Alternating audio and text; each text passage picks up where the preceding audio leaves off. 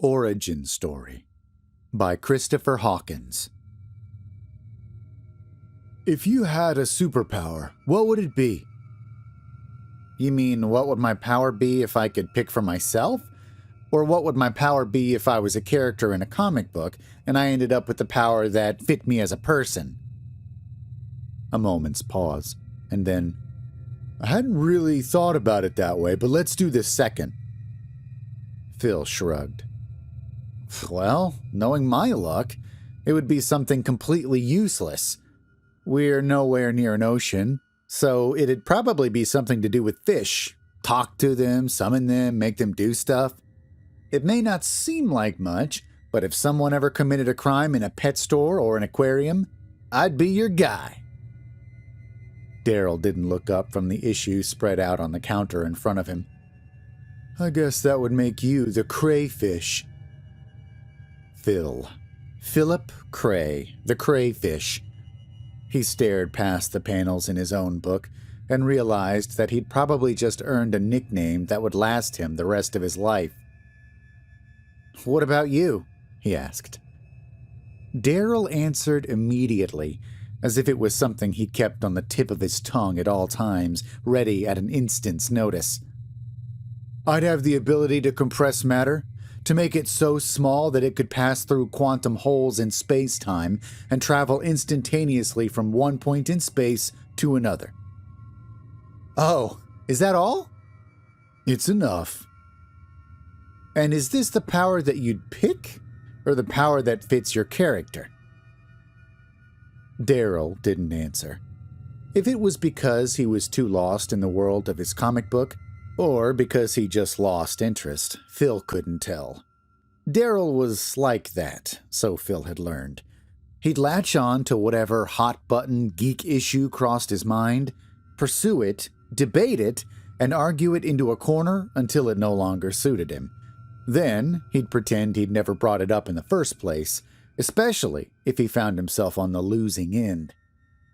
Phil didn't complain, though, since Daryl was the one who signed the checks that kept him behind the counter of Fantasy Flight Comics, and well away from the certain horror of the respectable job. Besides, Daryl was mostly an okay guy. Mostly. It went on like that for most of the day, Phil on his side of the counter, Daryl on his. They made almost perfect counterpoints to each other. Daryl with his girth, his close cropped hair and glasses, Phil with his string bean physique and grunge rock scruffiness. It was a Thursday, which made it a slow day. All the serious collectors had come the day before, when the new issues came in. Thursday customers, what few there were tourists, and greeted with indifference bordering on scorn. As they browsed the racks with an almost funereal, library patron way about them, as if they knew that they had entered some place holy, that they were treading somewhere they could never truly belong. Daryl and Phil took their money all the same, rarely making eye contact, silently reveling in their self-ascribed superiority. It was late in the afternoon, after the single-issue sales and the countless others who left empty-handed, before Daryl spoke again. He shifted his weight back on his stool and turned to Phil, his brow furrowed in thought. This fish power of yours, how did you get it? You mean the cosmic event that forever transformed mild-mannered Philip Cray into the crayfish, unstoppable force for justice? Better to own the nickname now. Maybe Daryl would see it didn't get to him, and he'd just lose interest. The very same. Hypothetically? Hypothetically. Phil thought it over, suddenly taking pleasure in the game. He hit upon the answer, and grinned. Mobsters. Mobsters? I saw too much, and they had to get rid of me. So they tie me up, throw me in the trunk of a car, and drive me to the pier. They hook weights to me, they throw me in, and I drown. Then A shark comes by. Maybe he's looking for food. Maybe he's sent by the sea gods to help me out. Anyway, his fin grazes one of my ropes and cuts it. So I float free, and as the tide comes in, I get caught in a school of fish that pushes me up on shore. That's when, suddenly, I start to breathe again, and I can talk to fish. Voila! The crayfish is born. That's already been done 100 times. But not with fish. Sure it has. I could name at least 3. Well, now you can name 4. Darryl shrugged and went back to his book. I thought you said you didn't live near water. All right, smart guy. You think you can do better? All that matter shrinking, who's-a-what's-it? Compressing. Whatever. How do you come by that little gem? Darryl closed his book and raised his head, a gesture of seriousness and respect for topic that Phil had seen only once before. I don't know. Maybe it was one of those things where I always had it, and it just took this long to develop. Maybe it's a cosmic event, and it lets loose powers in other people, too. Maybe it's something that just happens. One day, you're normal, and the next day, boom. As he spoke, there was a faraway look in his eyes, an earnestness that seemed to belie the disdain and apathy that was as much a part of who he was as his sweat-ringed t-shirts. Those have all been done, too. Yeah, but not like this. He looked up at the clock and allowed himself a little grin. It's 1:15. Let's lock up early. I got something to show you. 5 minutes later, they were out in the crisp fall air and well into the 6-block hike from the store to Darryl's place. The big man moved with quick, determined steps. His head was down and forward, as if he meant to stay ahead of his own bulk, as if gravity itself was propelling him along. Phil followed at a stutter step, almost having to trot to keep up. That phrase, "I've got something to show you," always preceded something wondrous. If not wondrous, then at least noteworthy, even if it was noteworthy only to Darryl. Phil wondered with a vague sense of anticipation what it would be this time. Perhaps some vintage action figure he found online? Maybe a bootleg episode of some long-forgotten television fantasy? Doubtless, it was some artifact of significance, the latest addition to a vast collection, over which Darryl would beam like a proud parent.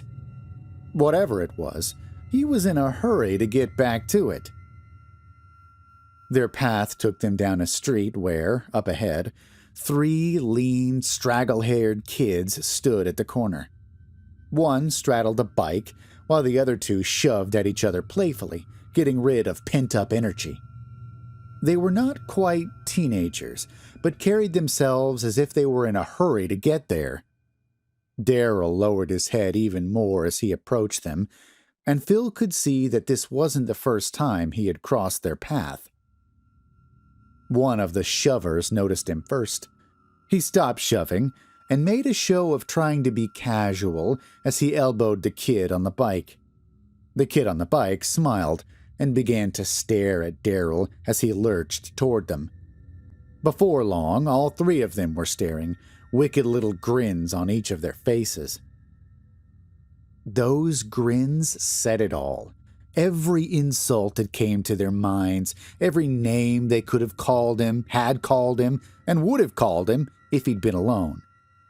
Phil and Darryl passed them, and as they did, Phil could hear the whispers, the muffled snickers that followed after them. He caught himself searching the ground, looking for a rock to throw, but banished the thought as soon as it came. There were better things ahead. All the wonders of Darryl's collection, new and old. Best of all, that look on Darryl's face. The awe and pride that cared nothing for the unspoken insults of little children. There has to be a point to it. Daryl sorted through his keys, the metal frame of the screen door propped against his arm. A point to what? Phil asked. The fish, your power. There has to be a reason for it, or it doesn't make sense. Why does there have to be a reason? The door popped open with a squeak and let out a breath of air, cloth, and human, like old laundry. Because without a reason, it's just a gift. A gift doesn't mean anything. It's just something you get. What's wrong with that? Everything? Darryl's living room was something that should have belonged to a man 3 times his age. A battered couch with yellow doilies on the armrests, an old pull-chain lamp with a broken shade, a dusty carpet marked by matted clumps of cat hair. Amid it all were the boxes, tidy, age-worn bins full of magazines and papers, stacks of comic books, well-known and long forgotten. They'd been piled high and deep, with little trenches of bare floor left behind in case anyone should ever want to peruse them. The place was so familiar to Phil that he rarely gave it a second glance. But something was different today, and though he couldn't quite figure what it was, it caused his eyes to linger. The answer was there, almost close enough to grasp, but then Darryl spoke again. With a gift, you don't have to give anything back. But if there's a reason for the gift, then it becomes a mission. Suddenly, you have a purpose in life. It's the power that gives you that purpose. Or maybe you had the purpose all along, but didn't know it until you received the power. Either way, there's a point to all of it. Phil could see the excitement in the big man's face, the single-minded insistence of his stance, of the way he held his mouth. His thoughts immediately shifted to the front door, to the number of steps, the number of seconds it would take for him to reach it and open it. The feeling came and went, replaced by a wave of shame. So, said Darryl, what's the point of your power? What's the point of yours? That's the real question, isn't it? His face registered the hint of a grin, a wistful, faraway look. It was gone in a moment, replaced by his usual grim stoicism. Come on, he said. What I want to show you is right downstairs. Again, that feeling of hesitation. Phil felt it send tingles from the base of his neck up into his scalp. His feet felt heavy, getting ready to run. He might have done it, gone sprinting for the door and out into the street, had Darryl not reached for the door to the stairs and started down them ahead of him. If he had seen the doubt on Phil's face, he gave no sign. He just trundled down the wooden steps, boards creaking with age and strain as he made his way. If he had waited, insisted somehow that Phil go first, then there might have been cause to go running out the door. But Darryl had gone first, and that made him harmless. Still, Phil did not want the big man behind him. Darryl stopped a few stairs down and turned back to face him. There was a look there that Phil had not seen before. It was more than the usual distant acceptance. This was something closer to friendship. I trust you, he said. You know that, right? At once, Phil realized that he might just be the only friend that Darryl had. He was a poor friend at that, one who barely tolerated his existence on most days, only taking an interest in his life when there was some new treasure to be seen. The shame came over him again, this time to stay. Darryl started down the stairs again, and this time Phil followed. The thing about having a power is that it lets you do stuff that you always wanted to do, but that you knew you couldn't because you weren't strong enough. But it's stuff you have to do, stuff you were born to do. All that you've been lacking your whole life was the means. They were almost to the bottom now. Phil could see the first few rows of Darryl's action figure collection, tiered displays like in a museum. He knew that there were more just like it around the corner, but suddenly he didn't want to see around that corner. He didn't want to know what would be there waiting for him. That's why it's so important that the power have a point to it. If you weren't picked, if you weren't chosen, then you're just some jerk with a power. It doesn't mean a thing. You were just lucky enough to get something you don't deserve, and I refuse to believe that. They were at the bottom of the stairs now. There was nothing unexpected there, nothing waiting, nothing out of place, nothing except Darryl's face. It shone with newfound pride, a sense of place that he'd been looking his whole life to find. Suddenly, Phil was seeing him, the real him, not the image of him he'd tried so hard to portray. He had lost weight, at least 20 pounds. Why had he not noticed that before now? All the signs were there. Fresh fruit for snacks instead of candy bars, diet shakes instead of cheeseburgers. Darryl had hid his transformation, subtle though it was, beneath a baggy t-shirt. But now, Phil could see past the disguise. "You already know what I'm going to tell you," said Darryl. Phil nodded. Darryl smiled, this time with his entire face, more confident, more collected than ever before. "Good. I knew I got that much right. Come on, it's right around the corner." He led the way past the toys, the posters, the obsessions of a lifetime. Beyond them was a wooden doorframe covered with a black sheet, something Phil had seen many times but never given a single thought to. You see, if this had just been some sort of accident, if I had been walking down the street and gotten hit by radiation or toxic sludge or something, I could just call it dumb luck. But it just happened, right out of the blue, which means that somewhere out there, there's a plan for me. And if there was a plan, I knew that someday I would find out what it was, and before that day came, I had to be ready. He drew aside the curtain. Beyond it was a room, but more than just a room. It was lit only by the light from 3 monitors, each large enough to dominate the space by itself, aligned one beside the other in a loose horseshoe. One was tuned to cable news, another to a weather station.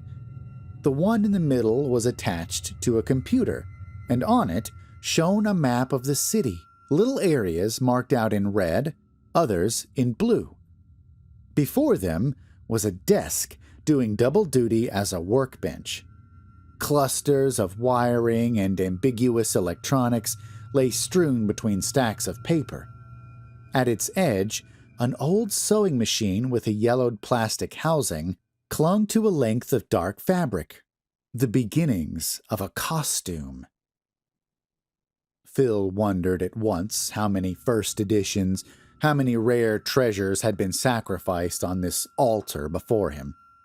He wondered how much of Darryl himself had been in those books, those irreplaceable items that he held so dear. He wondered how much of himself Darryl had left behind. Then he noticed the smell. It came at him all at once, low and earthy, like meat left out to rot. The air seemed weighed down by it, and it made Phil's stomach want to heave its contents out onto the floor. He kept it in check, but only barely. If Darryl noticed his reaction, or even the smell itself, he gave no sign. "This is why I brought you here. You're my friend, and that means one of 2 things. You know how this works as well as I do. You know how these things happen. You can tell me what all of this is for. You can help me find the purpose." Darryl's eyes were wide, and as he spoke, he seemed to get taller. There was pride in his voice, but those eyes betrayed the insecurity behind his words. He was watching Phil, waiting for him to speak. But Phil had no words. It was all too much. This place, the idea that someone he had known for years could... Then, at the edge of his vision, he saw something move. It was in the deep shadows beyond the monitors.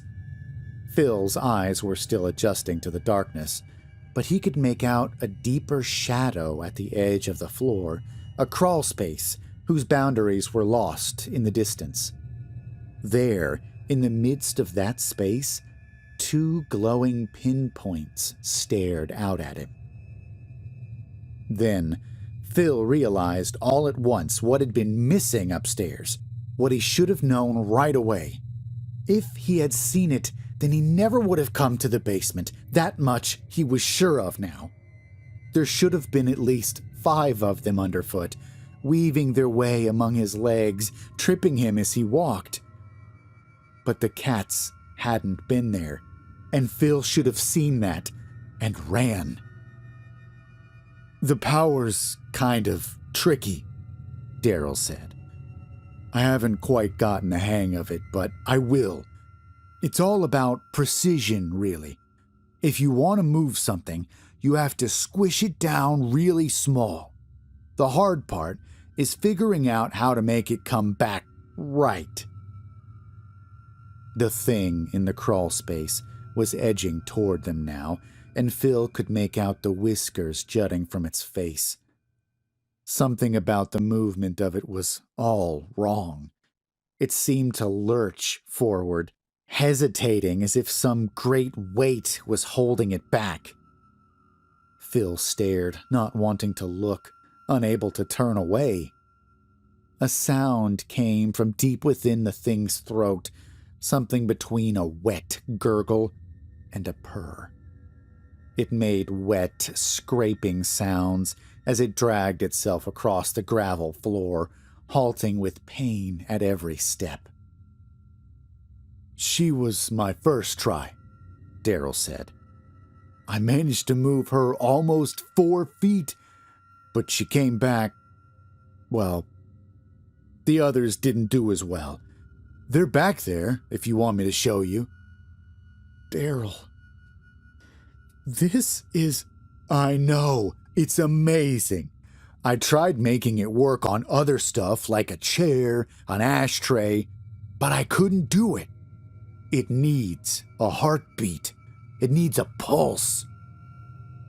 It's horrible." "That's what I thought at first, too. It's too limited. I could go through hundreds, even thousands of tries before I figured out how to get it right. That's why I made this place. This city's a mess, Phil. Drug dealers, criminals, dregs of society. This place would be better off without them." Phil looked at the computer screen again, at the map with the spots marked in blue. All the worst neighborhoods, all the places where Darryl should have been afraid to go. "I've been there, Phil. I've gone at night to the places that most people wouldn't visit in the daylight. I've been close, so close that it would have been easy. All I would have had to do was reach out with my hand and they'd be gone, just like that. But I waited, Phil. I waited for you." The thing in the crawl space let out a low grunt, and Phil thought he could see something bubble and pop loose from its side. "That's why I brought you here. You've read the stories the same as me. You know there's always someone close, someone to help figure out what it all means, what it's all for." "Darryl, you can't..." "I can, but I can't do it alone. There's so many choices, so many wrongs to right. They used to make fun of me. They tortured me all my life, but they wouldn't have if they had known. They would have been afraid. Not me. Them. But there's so many, and so many just like them. How do I know where to start? There was a wildness about him now, hatred mixed with a lifetime of fear. Yet beneath it was a kind of confidence, a sense that everything he said made perfect sense, that the confirmation he was looking for was almost within his grasp. "Start?" Phil said. "You have to stop!" The confidence drained down the corners of Darryl's mouth. "But this is what I've been waiting for all my life." "No, it's not, Darryl. I don't know what happened to you, but this isn't a comic book. It's not right. We have to call the police, get you to a doctor, or..." Phil stopped. Darryl's face had changed. Wild excitement was replaced with stark disappointment, fear with sadness, and beneath it all was a sense of grim determination. "Oh, it's the other way then." As Darryl took a step forward, Phil realized what he had done. "No, Darryl, don't. I wanted you there, Phil. I wanted you to see it happen. Now I'll have to do it alone." Another step forward, a fist clenched in the darkness. "Darryl, please. I guess I was wrong, Phil. At least this way, you'll still be helping me, even if it is only for a minute. This isn't what heroes do." The fist opened into a hand, and in the palm, something began to swirl like oil on a moonlit lake. "Heroes? Who said anything about being a hero?" The hand came up. It gave off a blue glow that lit the room, and Darryl held it stiff-armed in front of him. Phil knew he couldn't run, that there wasn't enough room, enough time. The hand inched closer, and he closed his eyes. Then Darryl fell. Phil heard the sharp crack of skull on concrete, the ragged gasps of fading breath. It was only when that breath stopped that he finally opened his eyes. Darryl's eyes were open too, his last look one of surprise, perhaps even wonder. Where his foot had slipped, something new and wet was still flopping. The thing in the crawl space gathered itself and lurched out into the open. It found the flesh, the spot where it had been pierced by Darryl's boot heel, and began to feed. Phil backed away, not wanting to watch, not wanting to stay in that place 1 second more. As he turned for the stairs, the last thing he saw was the beast's ruined face, the fish in its jaws, retreating into the dark.